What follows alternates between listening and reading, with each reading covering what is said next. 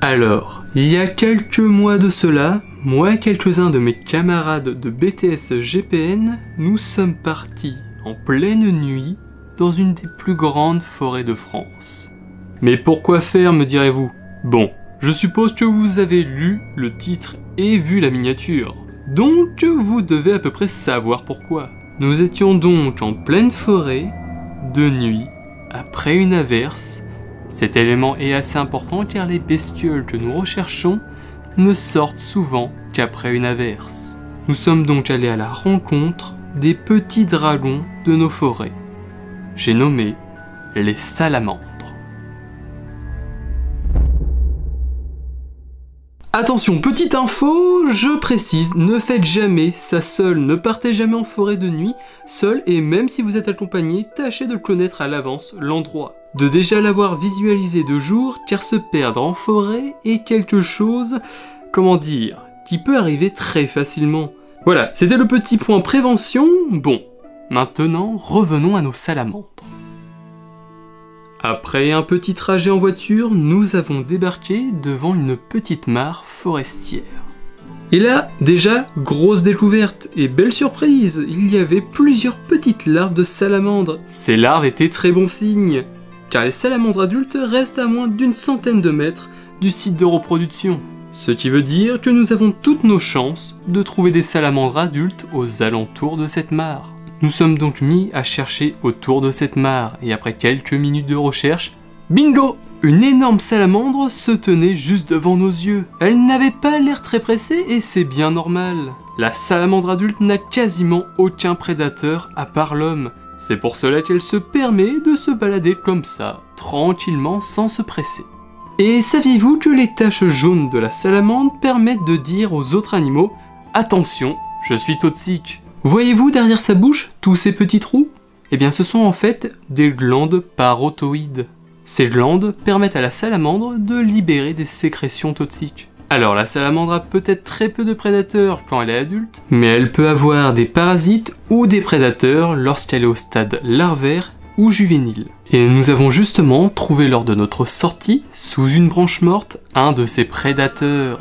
Il s'agissait d'un carabe, et au passage, il était magnifique. Nous avons par la suite continué notre excursion pendant quelques kilomètres, et nous avons rencontré plusieurs salamandres qui étaient juste splendides.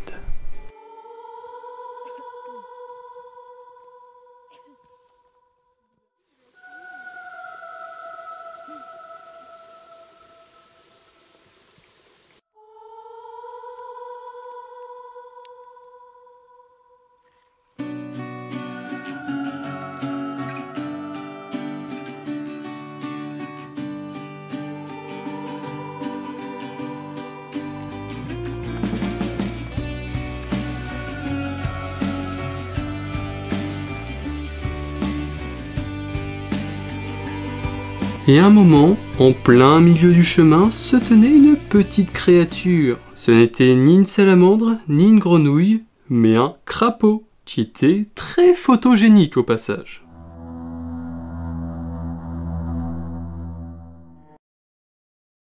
Bon, il est temps de laisser notre crapaud pour aller chercher d'autres salamandres.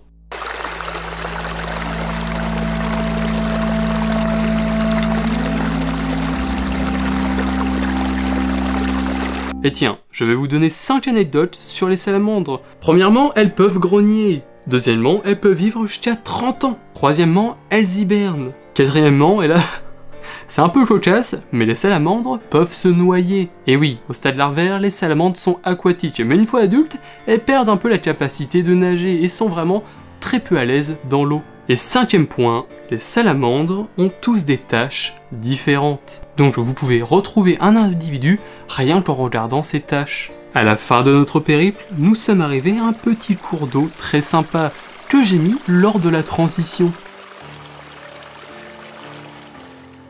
Et avez-vous déjà vu une limace manger un champignon? Non? Eh bien moi non plus, jusqu'à cette sortie.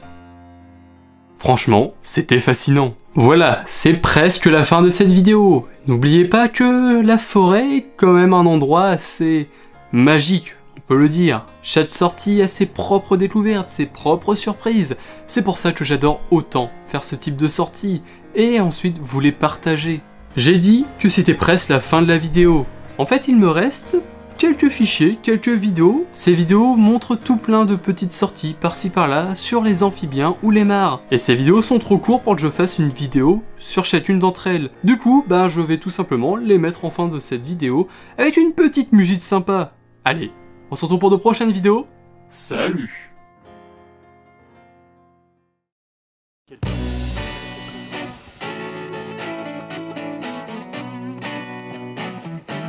Ouais, parce que le jour, en fait, elle se remettre...